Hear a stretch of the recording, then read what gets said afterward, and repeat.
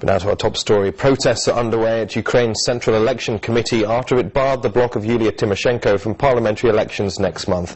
The official reason was the failure to give full addresses of the party's candidates. Tymoshenko has pledged to challenge the ruling in the courts. Russia Today's Ukraine correspondent Yulia Popova visited the demonstrators. This choir is celebrating Yulia Tymoshenko in their songs. They arrived at the Central Election Commission, or the CSC, to lend their voices to the country's second most popular party, according to the latest polls. Katerina Mikhailivna explains why she likes the former Prime Minister so much. She's got a really good program and good ideas. She's a fiery woman, and we look up to her. She makes us feel young and brave. But despite the public support, Ms. Tymoshenko may miss out on the upcoming elections. Her party delegates failed to indicate the house address in the application forms to the CSC.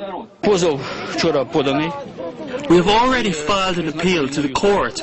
We are confident that the law is on our side, but you know, it's not about law. If they have resorted to political methods to push us out, we should play by their rules. Although it's illegal, the party's kicked off an election campaign without an official registration. Around 1,000 supporters are camping here during the day, dancing and singing. This banner says, "Is the Central Election Commission afraid of a woman?" Obviously the woman is Yulia Tymoshenko. She's behind this campaign, which has already gained the status of the first scandal ahead of the elections in September. The opponents, the Party of Regents and the Communist Party, have denied they applied any pressure on the CSC. The leader of the Communists suggested that the address error could have been carefully planned to undermine the vote. What's going on after the Central Election Commission refused to register the candidates of Yulia Tymoshenko's bloc is not a mere dirty PR move, as it may seem at first glance.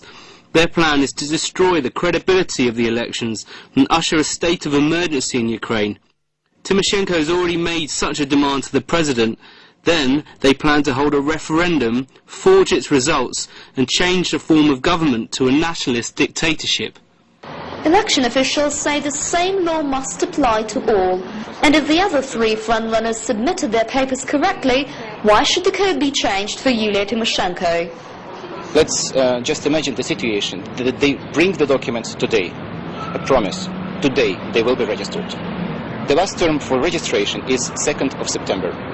So they have many days to correct their mistake, if it is a mistake, if it is not deliberate action from the side of this subject of the election process. Clearly, all is not lost for Yulia Tymoshenko. And while her supporters are protesting about the way their leader is being treated, some responsibility must lie with Tymoshenko to ensure the paperwork is completed so her party can legitimately contend the election. Yulia Popova, Russia Today, Kiev, Ukraine.